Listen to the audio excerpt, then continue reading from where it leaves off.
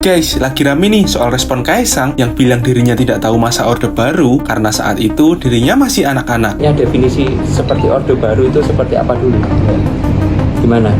Saya nggak tahu teman-teman di sini dengar gimana. Ya. Dalam video tersebut, Kaisang diminta merespon Megawati yang bilang bahwa masa kepemimpinan Indonesia kali ini mirip dengan Orde Baru. Kaisang kemudian bilang bahwa dirinya tidak mengetahui apa-apa mengenai Orde Baru karena waktu Orde Baru berkuasa, dia masih kecil. Nah, buat yang sama-sama nggak tahu kayak Mas Kaisang ini, yuk ikut Mimin refresh tentang apa aja sih yang terjadi pada masa Orde Baru. Jadi, Orde Baru dimulai pada tahun 1966, di mana saat itu Super Semar berhasil melengsarkan Soekarno dan membuat Soeharto naik menjadi presiden. Nah, dalam masa kepemimpinan Soeharto ini, pembangunan nasional berkembang pesat setelah Indonesia berdamai dengan negara-negara barat dan menerima bantuan alias utang. Selain itu, pada masa awal kepemimpinannya, Soeharto membuat beberapa gebrakan program yang dapat menaikkan ekonomi negara. Pada masa itu juga, Indonesia dikenal bisa melakukan swasembada beras dan diklaim menyejahterakan petani. Walaupun dampaknya sekarang kita ketergantungan beras. Meski terlihat cemerlang di masa awal kepemimpinannya, lama-kelamaan sistem yang dibuat oleh Soeharto ini semakin menunjukkan kebobrokannya. Orde Baru dikenal sebagai rezim yang otoriter dan sering membungkam suara masyarakat dan pers. Pemerintah pada zaman Orde Baru dikenal anti kritik dan sangat membatasi hak sipil warganya. Hal ini membuat kebijakan pemerintah terlihat absolut dan tidak ada yang berani menentang. Banyak aktivis yang ditangkap dan hilang, serta ada 12 surat kabar yang dibredel karena mengkritik pemerintah. Harian Kompas juga dulu pernah dibredel selama 2 minggu pada tahun 1978